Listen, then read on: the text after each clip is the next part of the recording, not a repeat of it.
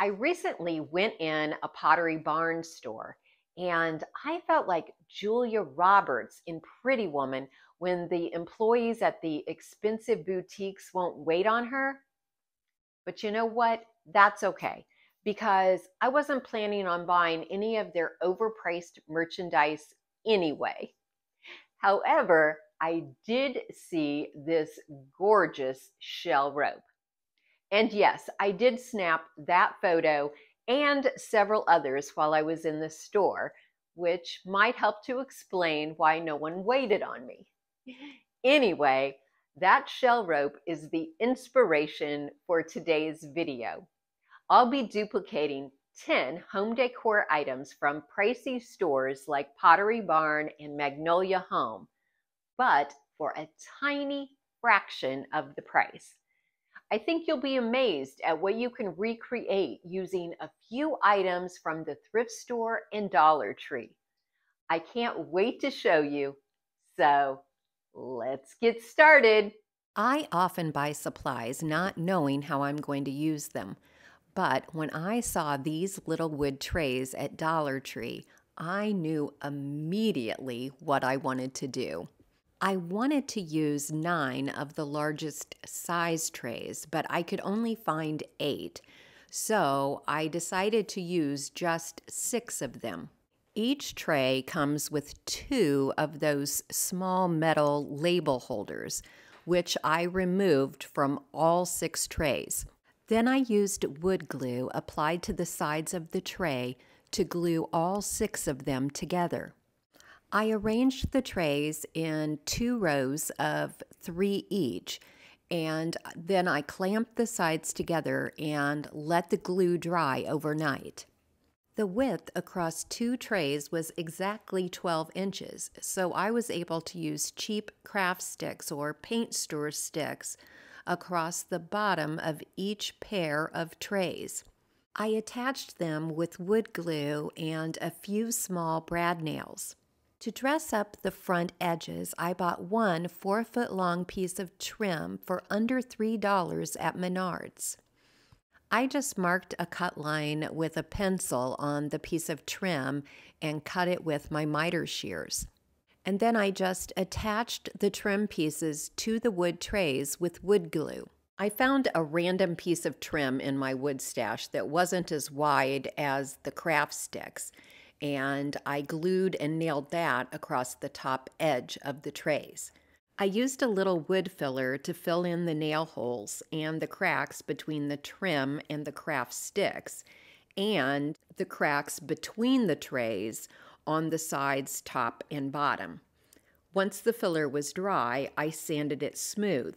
Since I had 4 different wood tones, instead of using stain, I watered down some dark brown paint and brushed that over everything, except for the inside of the wood trays.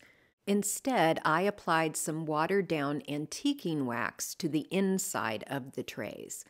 Then, to further unite the various brown tones, I brushed white wax over the entire piece and wiped off the excess.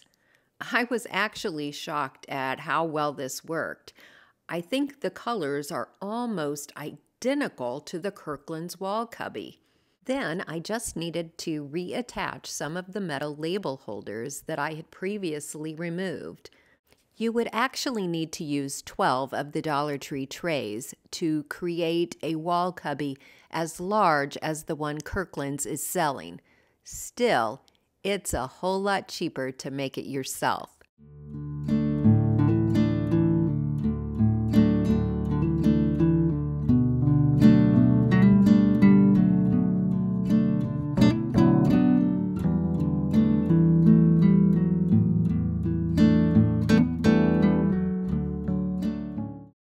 Here's a wall decor item that I thought I could duplicate for a fraction of the Kirkland's price.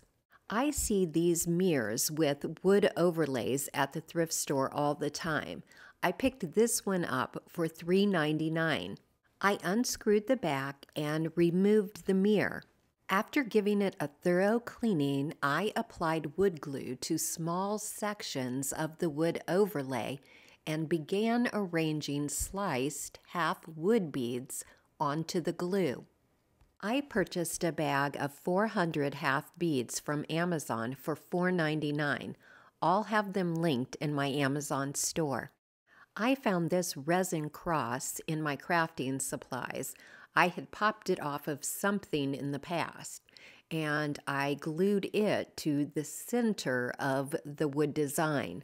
To create a shelf for a candle, I attached a small scrap piece of wood and a broken piece of filigree with a bunch of wood glue. Once the wood glue was dry, I began applying spackle with my finger, applying it in between all of the beads. As you can see, I also decided to add beads around the frame. Once the spackle was dry, I used a little sandpaper to smooth it out and to remove any excess spackle. Then I used a damp cloth to wipe off any remaining spackle from the top of the beads. Next, I painted the entire piece with a coat of white chalk paint. Once again, I used a little sandpaper and a wet cloth to wipe off the tops of the wood beads. Finally, I brushed on a coat of clear wax to seal and protect the paint and the spackle. The Kirkland sconce is 6 inches longer than my dupe, but it also cost 10 times as much.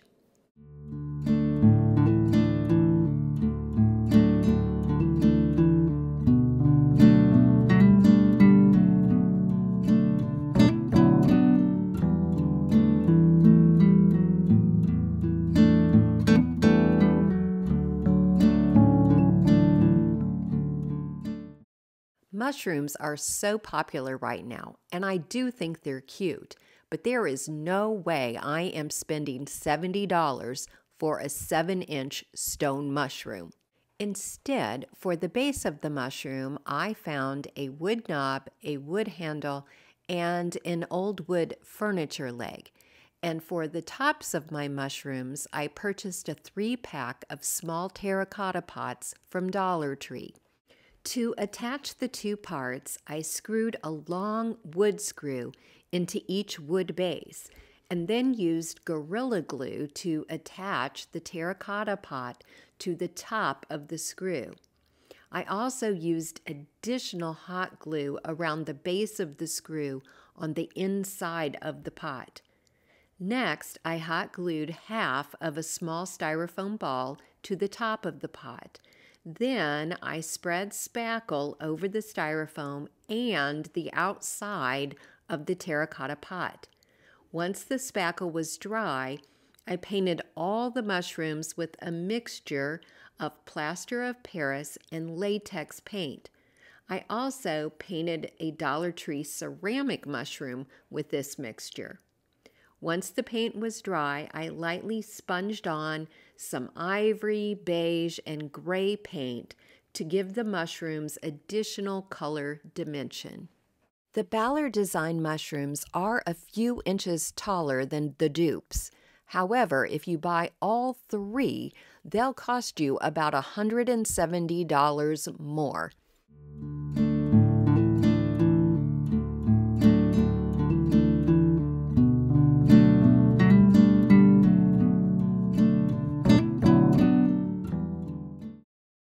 And now for the project that inspired this entire video, the shell rope from Pottery Barn. You're going to need a lot of shells. I find them by the bag for a couple dollars at the thrift store. Drill a small hole in the center of each shell. I found that a multi-purpose drill bit worked best on the thin shells, but a ceramic drill bit worked best on the thicker shells. Be prepared to drill a lot of shells because I would say about every 6th or 7th one will break. I used a long strand of silver florist wire to string the shells together, and I decided to put a small spacer in between each shell. I started out using the little plastic backs for earrings as my spacer. When I ran out of earring backs, I used the smallest pearl bead that I had in my stash. I created a tassel to add to one end of the shell rope, and then I drilled a hole in a small conch shell to wire to the opposite end. I only spent $1.79 on this project to buy a new ceramic drill bit. However, after drilling holes in several hundred shells, I'm starting to think that $50 is actually a pretty fair price.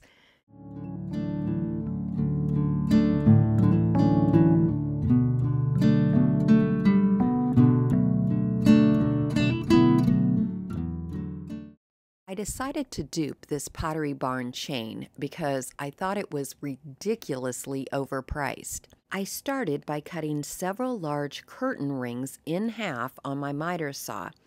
The two end rings don't need to be cut, so I went ahead and wrapped them to save myself some time. I took a sliced ring and looped one piece through the wrapped ring. Then I used super glue to glue the two pieces back together. Apply super glue to the ends of one ring and then spray its matching half with accelerator. Make sure you carefully line up the two halves because once you press it together, it's glued for good. Continue to add as many rings as you like. You can wrap the rings with a variety of materials.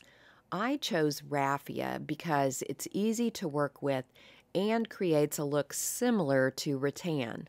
I started at the seam, adding hot glue only at the beginning and end of each piece of raffia. To speed up the wrapping process, you might want to use 2 or 3 pieces of raffia at once, especially if your raffia is particularly thin. Is the Pottery Barn chain a little nicer than my dupe? Yes. Would I ever in this lifetime spend $150 on a decorative chain? No. 150 times no.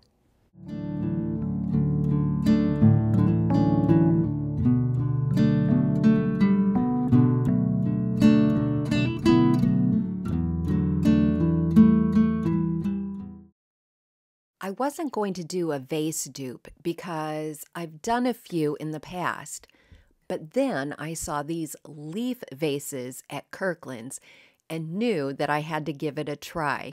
I found this thrift store vase in my stash and thought that the shape would be perfect for this project. I went through my faux plants and found some stems that were really flat.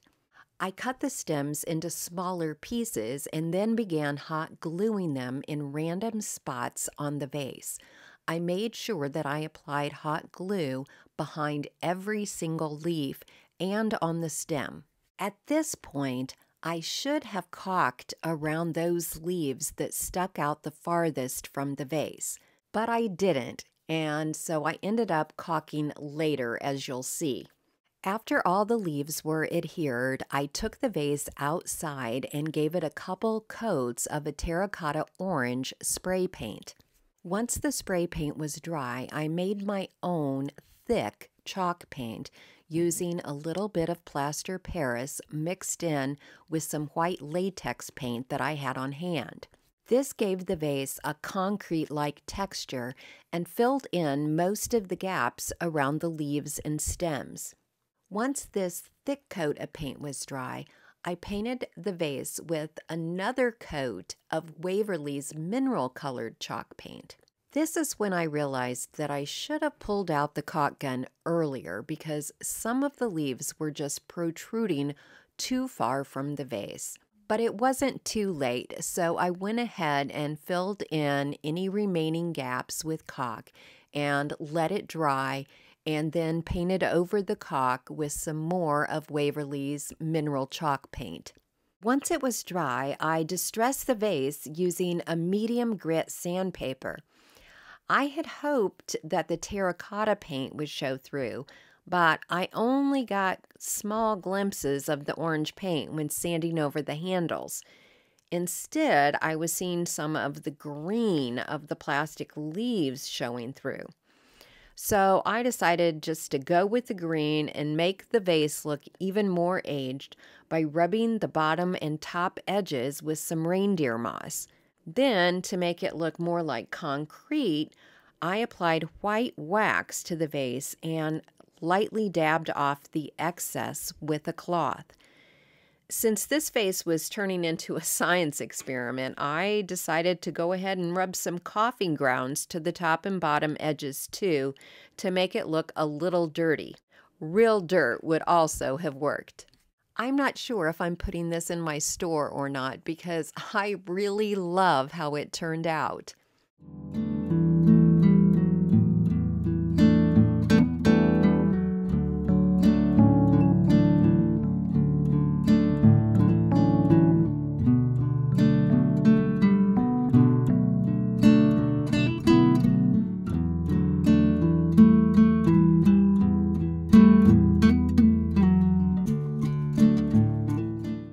This Magnolia Home candle holder is both overpriced and too modern for me, so I'll be making one that is more my style. I started with some pieces of furring strips left over from a table project. I cut the 4 pieces, each about 2 inches longer than the previous piece. Then I used a spade drill bit to drill holes for the candles at the end of each piece of wood. Next, I drilled a small hole at the opposite end.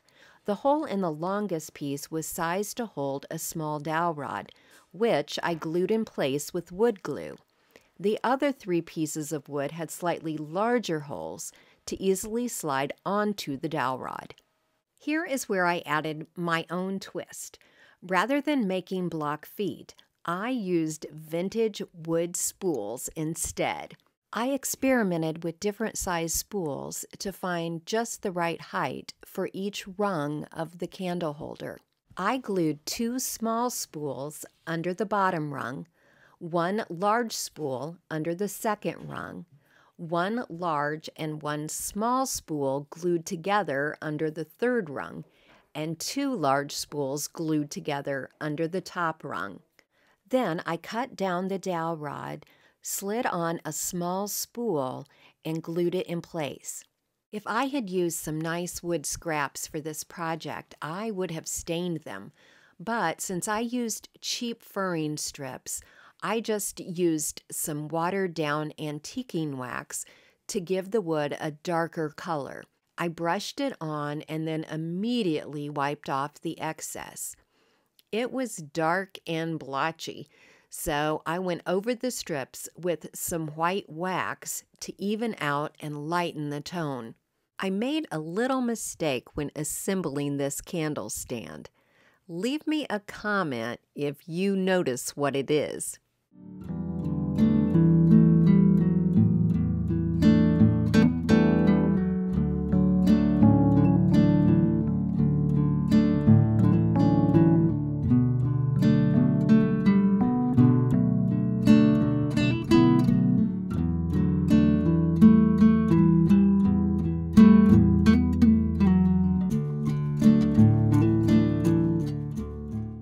I prefer botanical to animal art, so I'll just be using this Kirkland's horse print as inspiration for my next project. I've had this old cabinet door with chippy paint in my stash for so long that I can't remember where I found it. I started by painting the door panel with some ivory chalk paint to give me a neutral background for the art. I printed out this vintage strawberry image on regular copy paper.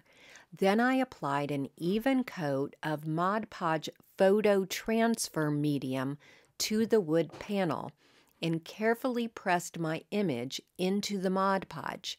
First, I smoothed it out with my hands, and then I went over the back of the image with a plastic scraper to remove any air bubbles.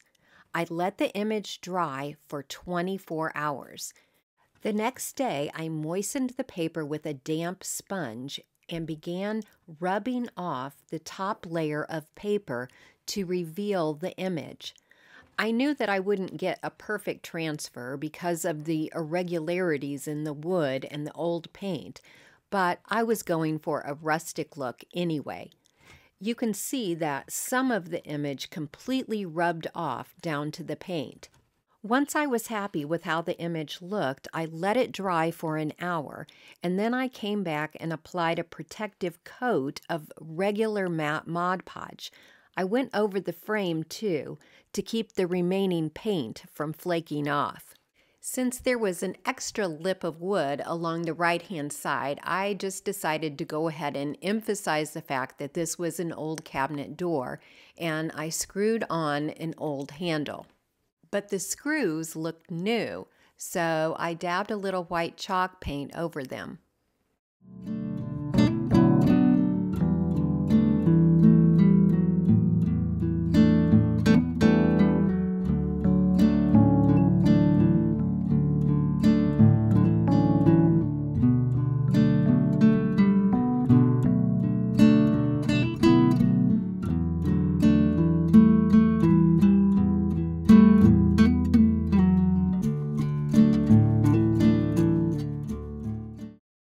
When this Kirkland's wall plaque caught my eye, I thought I could make it for free using stuff that I already had in my stash. This framed wall art from my stash originally cost $3 at Goodwill. I hammered out the back and removed any remaining staples. I did end up buying some eucalyptus stems from Amazon because I needed several tall and straight stems. Once I figured out the arrangement, I drilled tiny holes in the frame for each stem and inserted the stems, adding hot glue. I drilled holes in the back section of the frame where the art had been. It was slightly lower, which would conceal the hot glue from view. Originally, I was going to spray paint the eucalyptus stems silver to match the Kirkland's plaque, but I decided that I preferred the more natural green color. What do you think? Would you have sprayed them with a metallic spray paint?